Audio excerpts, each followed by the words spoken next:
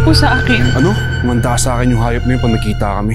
Yun nga, hindi siya tao. Hindi rin siya hayop. Basta mahaba yung nguso niya, tapos mahaba yung buhok niya. Yun lang yung natatandaan ko. Maaraw, pero umuulan. May kinakasal na tikbalang. Kaya ka na naman sa paniniwala mong pang matanda. Sa meteorology, sun shower yung tawag dyan. Eh, yung nangyari sa'yo nung isang linggo, mapapaliwanag ba ng siyensya yun? Ah! Tulong!